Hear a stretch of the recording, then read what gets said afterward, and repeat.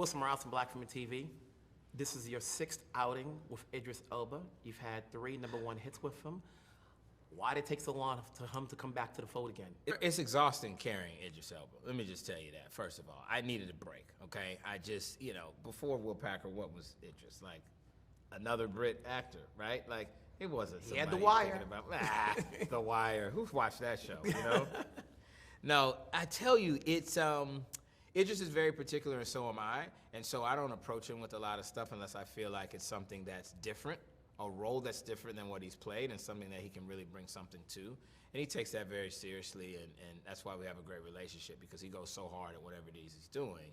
So he and I have done a lot. He is definitely one of my most frequent collaborators in the business, and we got more to come for sure. What was the attraction to taking on this project? With this project, it was the subject matter. It was really about the fact that you had this father who was in a difficult relationship with his daughters. And the matriarch, the mom of the family, has recently passed. And Idris's character is having a tough time relating to these 2 young women.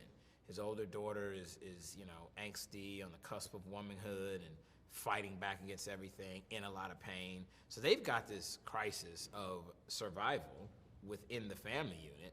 Then they end up in South Africa in hopes to reconnect and rekindle and celebrate the mom and get close to each other. And of course, they end up in a true existential survival, self-preservation situation. And I like that. I like the fact that Idris is a black father. I like that he's got 2 black daughters. I like that dynamic. You don't see that or not. And then I love the simplicity of the concept, You get it, it's fun, it doesn't take itself too seriously, but yet it's very, it's experiential. It puts you in the moment. It definitely is gonna have you on the edge of your seat. It's taut, is the word I like to use. I was definitely jumping a couple of times. I said Good. to myself, what is he doing?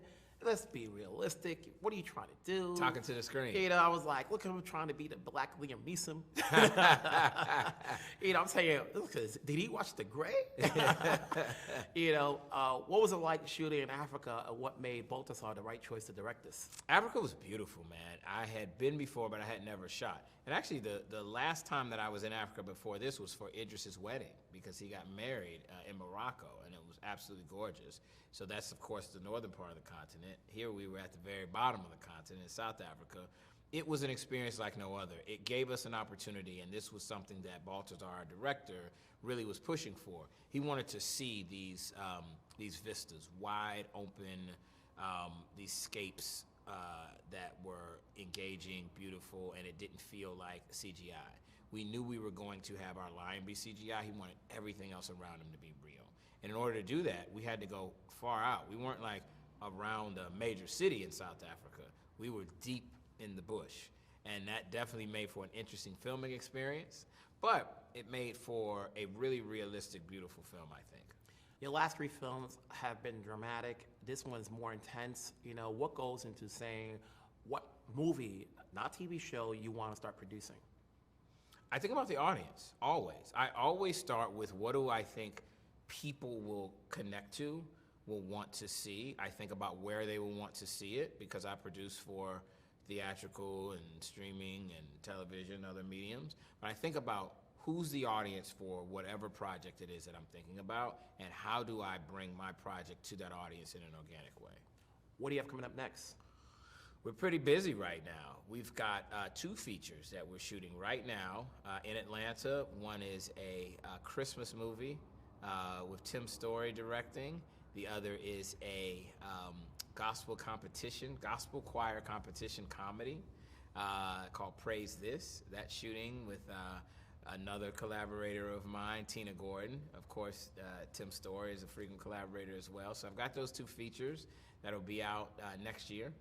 And then I've got multiple TV shows. I've got my Ready to Love dating show, which is unscripted. I've got That Girl Lele, which is a kid show on Nickelodeon, which is killing it on Thursday nights. I love that. I love having parents who say, I'm a fan of your work, but my kid loves That Girl Lele, your Nickelodeon show. That's cool. That means I'm reaching people across the demographics. Outside of the 2 projects you just mentioned, you just finished producing the Oscars. That took you to another level, and I'm sure you've met a lot of people in that realm.